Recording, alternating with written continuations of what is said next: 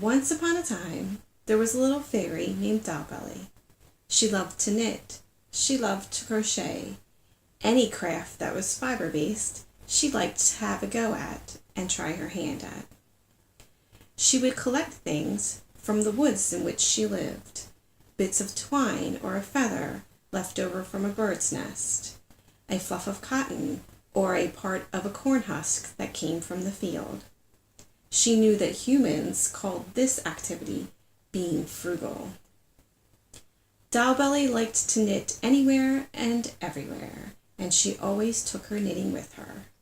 And these are her stories. It's story time on Dollbelly Knits. Join me for my magical memories in this last and final installment of episode 21.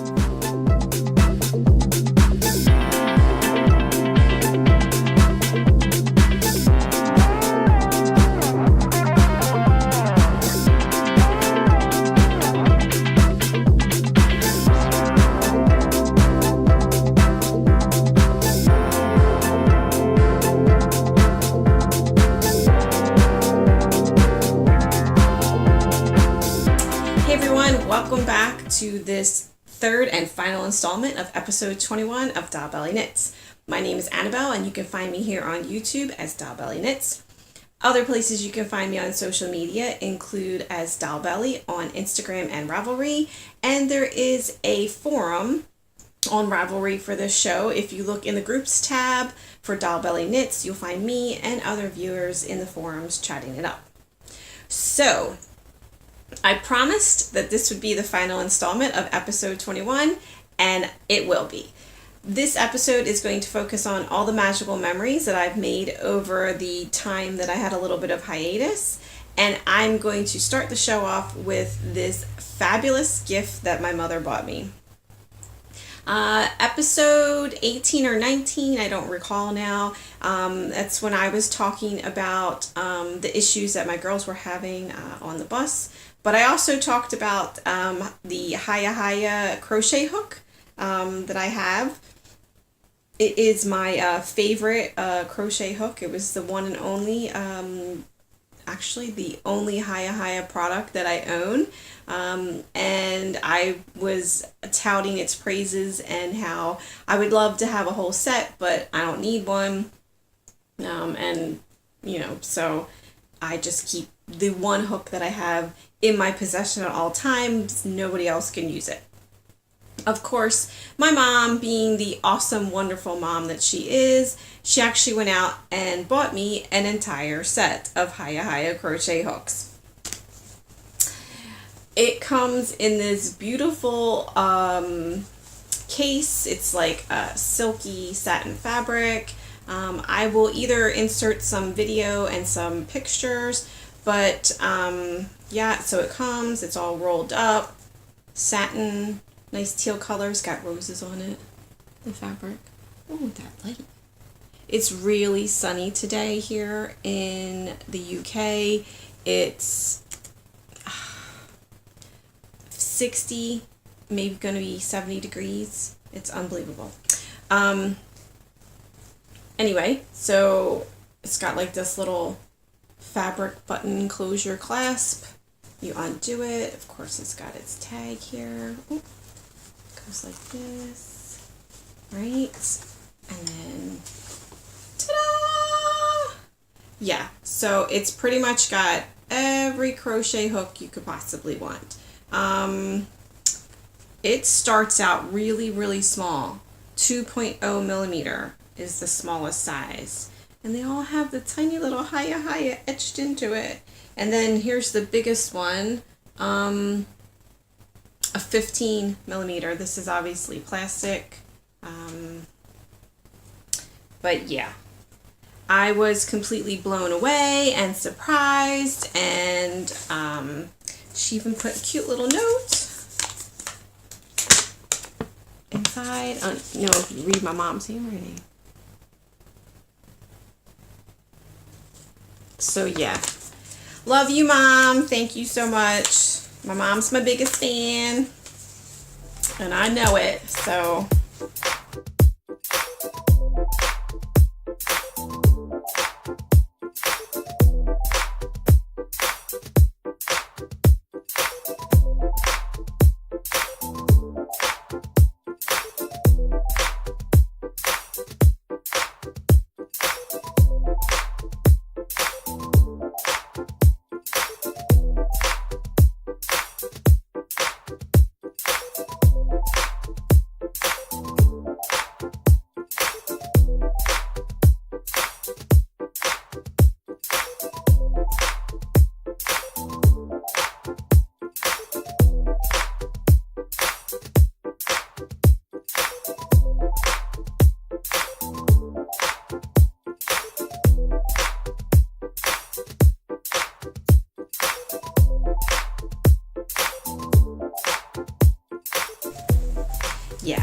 It was a really nice surprise, and I'm really excited, and nobody else will be able to use any of these either.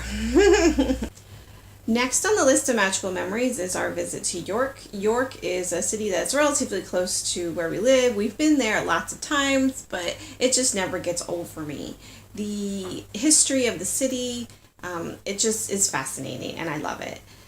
Also, there seems to be a set of geese. I don't remember if it was 2 or 3 of them, but they're usually there by the park area that is right outside the train station. If you go to the train station and start to walk into town, there's a little grassy park area. And there's these geese, and they just like rule the roost, literally. They will walk into traffic gets stopped. I mean, like, it is worth going to York just to watch these geese and the traffic alone. But if you've never been to York, York is a very old city in England, and it has Viking and Roman history. So it was a walled city at one point in time, and you could walk along the walls. And I just really love looking at the architecture and the walls there specifically, because I'm a big fan of the show Vikings as well. So I can totally imagine Ivar the Terrible coming and taking over the city and laying siege and capturing it. So it's very, very fascinating, and it's just a lovely town to walk about in. There's lots of small shops. There's usually a market on Saturday, things like that. Additionally, this time we were able to sit and have lunch, and there was this young guy playing an electric guitar, and he was just jamming tunes from the 60s, 70s, and 80s that were totally appropriate for an electric guitar. And I was able to sit there, do my knitting, listen to the music. It was just, yeah, that's a great day out for me, that's for sure.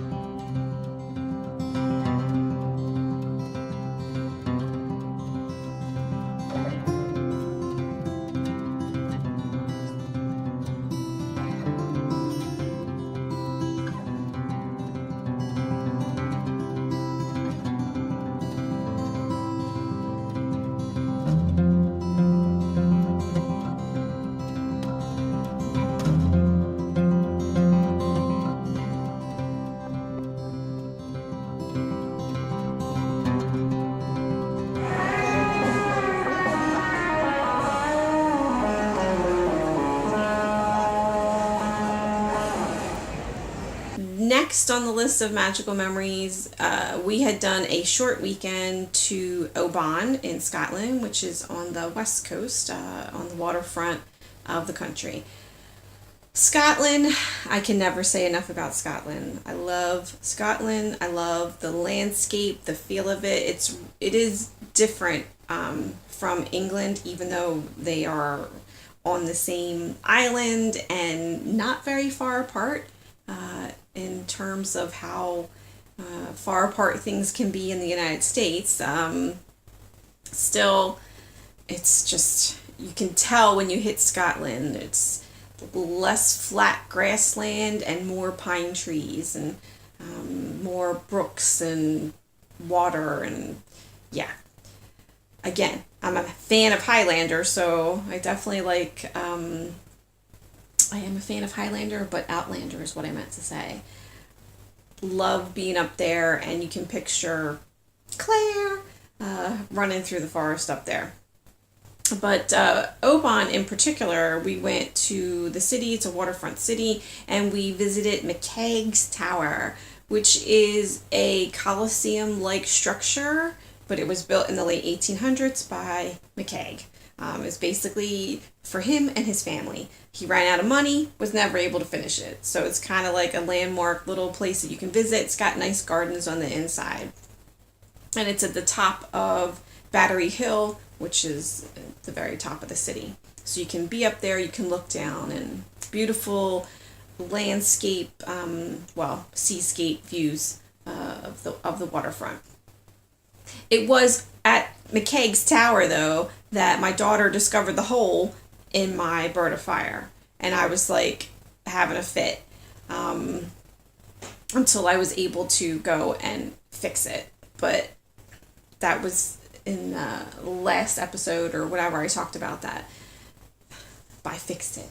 So it was on my mind as we walked down through town. So like I said, McKegg's Tower is atop of Battery Hill. You have to walk down pretty steep incline on the small walkways and paths. But on the way down, I saw there was an artist studio that was really fascinating. I definitely am going to be inserting videos and pictures, and it was, yeah. This artist studio, he had inserted, well, you know what? I said he, it could be a she, I don't remember. Unfortunately, I don't remember the name of the artist. But there were mosaics in the stone walls surrounding the house. There were sculptures and features in the garden. It was very, very interesting to look at. I also discovered some yarn bombing on the way down into town and in town itself. So I have lots of pictures of the yarn bombing that was going on there as well. Of course, we had fish and chips in Oban, and it was the best fish and chips ever, and it was the best mushy peas ever. And like I said to the guy who was serving us, these are like the best mushy peas. And he was just like, they're just mushy peas. And I was like, no, you lie. You did something special. There's something inside it. Okay. But that was good. And then, of course, we went to the distillery, because you can't go to Scotland and not go to like the whiskey distillery. But Oban has its own distillery, which is actually tiny, and they can only produce a certain amount of whiskey because of the fact that they the land that they have and the factory that they have is what they have, and they're not going to be able to get any bigger because the distillery was there first and then the town grew up around it. So there's no place for them to expand. So they can only produce so much whiskey. And that makes it, even more special. But we went on that tour. That was nice. Magic Mike, yeah, he did a great job. The girls were bored to tears, but he included them in the tour and in the talking.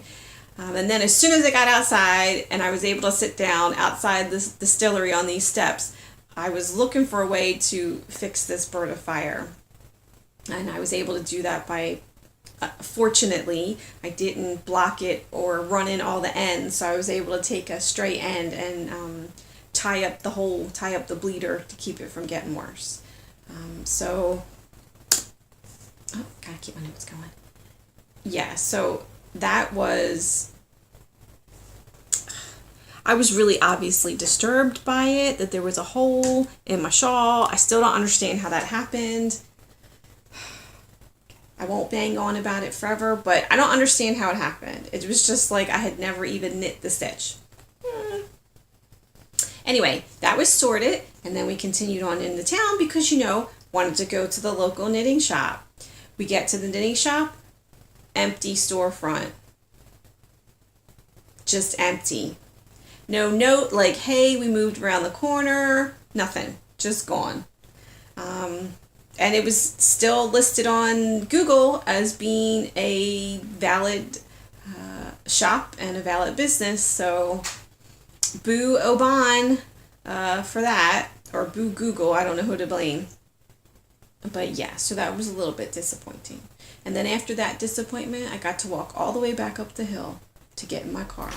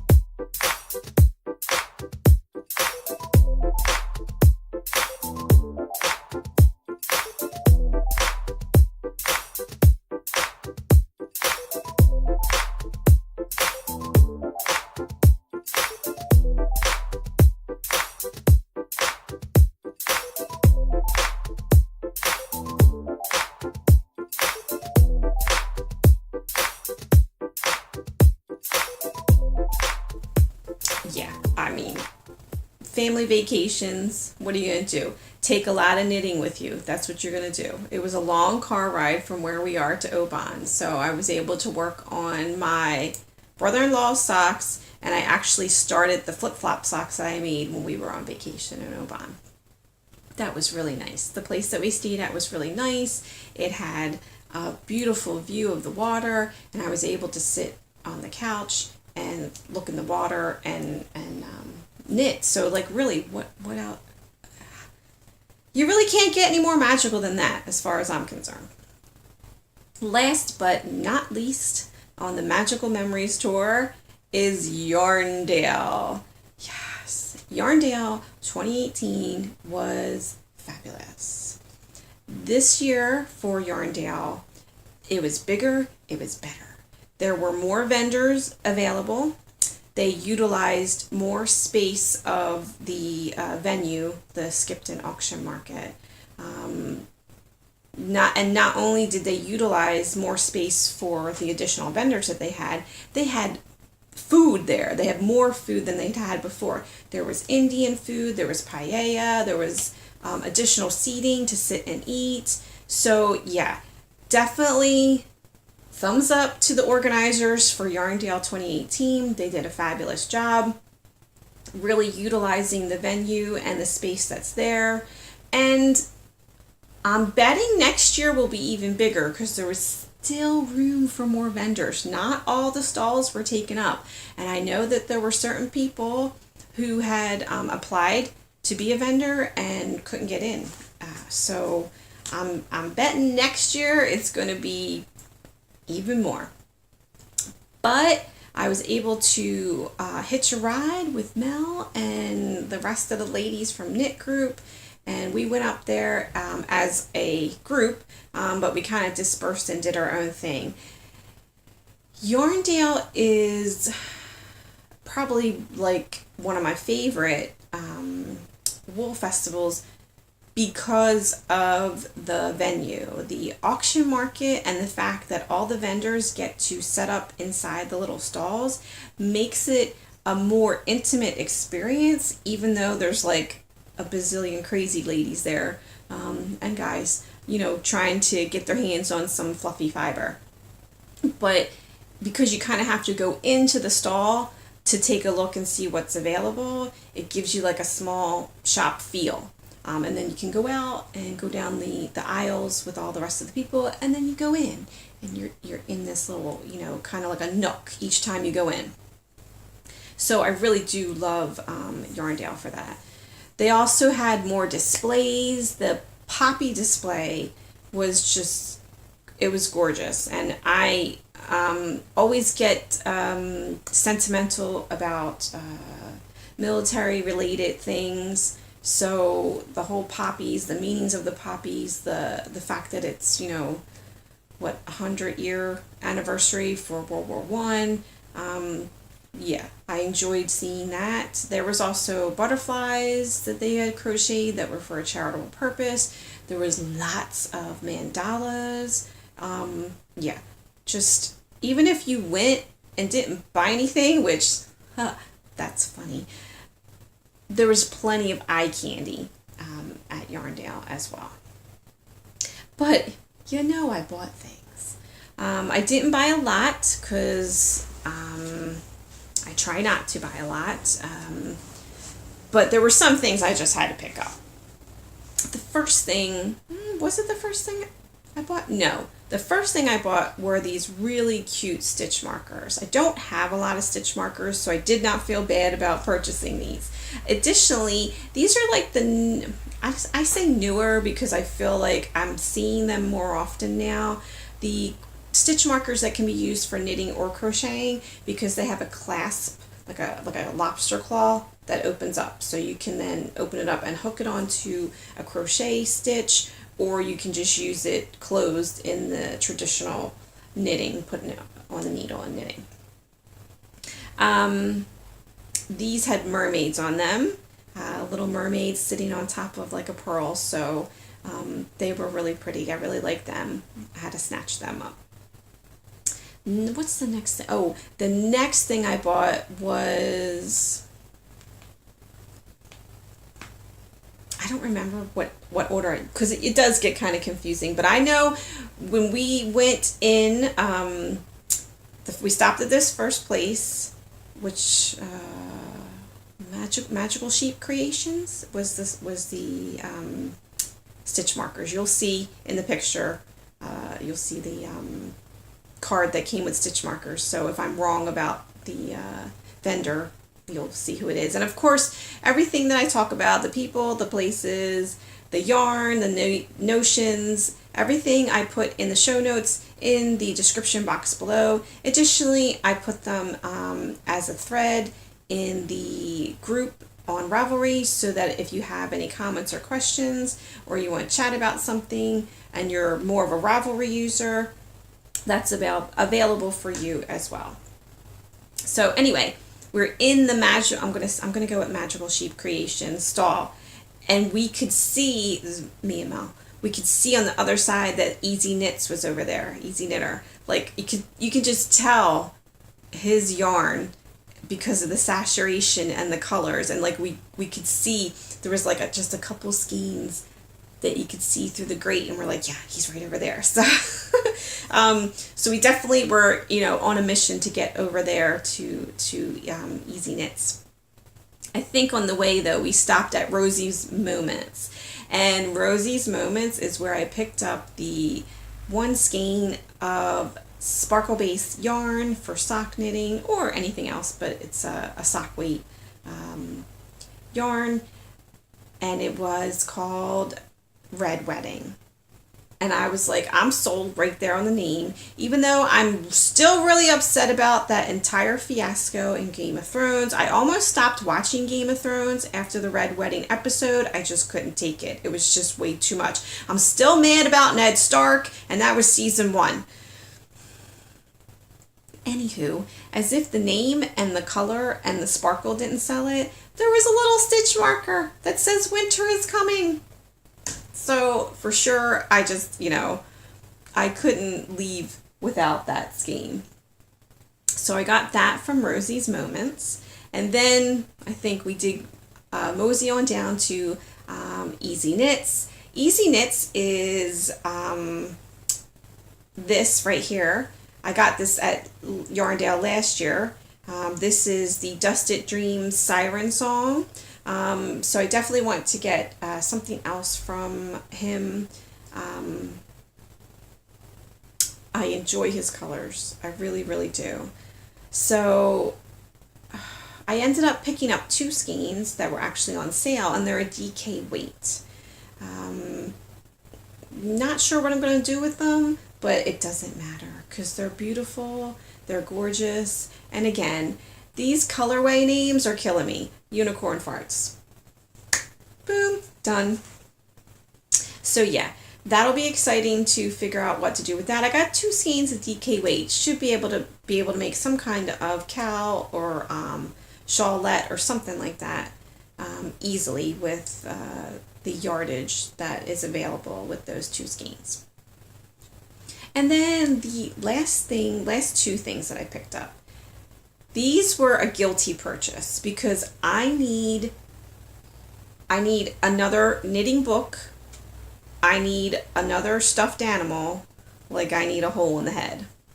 Like went into Toft, and they had a pretty large stall and arrangement, and I was introduced to Edward's Menagerie of animals. They had pretty much, I don't know if they had all of them, but they had quite a few of the animals already knitted and done up and hanging on display.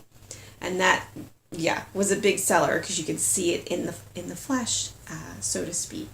And the book that I picked up has 18 patterns for sheep and goats and rams and stuff. And the one just, Bryn the Mountain Welshie. I just have to have her. I must have her. I must make her. And then there were a couple other ones that were really cute as well. I'm a sucker for sheep with horns. I don't know why. Especially after my experience in Spain several years ago, were walking in the mountains and all the mountain goats started running down towards us, and it scared the life out of me. You think I would like not find them cute and fuzzy with the horns, but I do. I just do. So I bought the book, and then I was like, yeah, okay, this doesn't take much yarn. It's only like 125 grams total. Unfortunately, Toft, your yarn, beautiful and squishy and fabulous as it is, was just out of my price budget for the day. So I ended up going around the corner to another vendor where I knew that they had basically cheaper stuff, but it was actually Drops Puma. I think it's Drops Puma, and it's alpaca. So I'm using alpaca wool to make a sheep. Not sure if I'm breaking any laws, but who cares? It's gonna be really cute once I get it done, and it's a crochet project, so I'll be able to use my Hiya hooks. I'm really excited about that one, which is ridiculous, and that is, you could tell it's just like a pleasure purchase. It definitely not in my normal operating procedure where I want to purchase something or have something because I'm going to make an object that I'm going to give away. This is for me. Although I know the girls will probably snag it and I won't see it again, but I have to make it first. So we'll see what happens.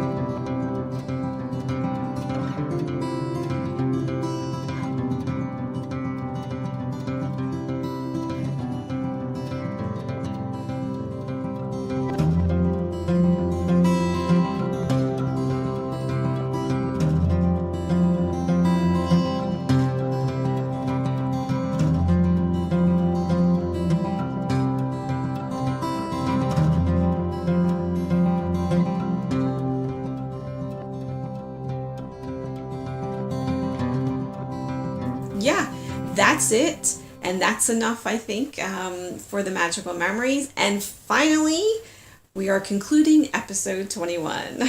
I hope that you have enjoyed taking a walk down memory lane with me and the magical memories that I shared. Please feel free to put a comment in the comments box below. Share some of your magical memories. I know that there's people out there knitting in public and taking their knitting places, as well as drawing knitting inspiration from where they go and the things that they see. So yeah, make some comments below and let's have a chat about it. If not here, we can always chat about it in Ravelry. So until next time, I hope that you have some happy knitting. I hope that you stay well and healthy, and I hope that you get out there and make some magical memories of your own. See you later. Bye. You get to undo the button, and then ta-da! Magic happens. Oh no! Completely upside down. Can't do that. That'll be one for the bloopers. Okay, put this. They totally, obviously, it's a lot of yakety yak, and I don't like.